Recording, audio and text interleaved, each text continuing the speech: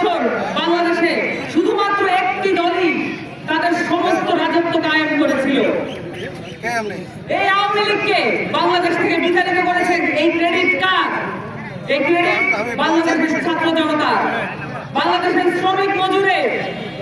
কিন্তু আমরা দেখতে পাচ্ছি এই অভ্যুত্থানের ক্রেডিট নিয়ে নেওয়ার জন্য কিছু পক্ষ এখন নিজেদেরকে গুছিয়ে নিয়েছে।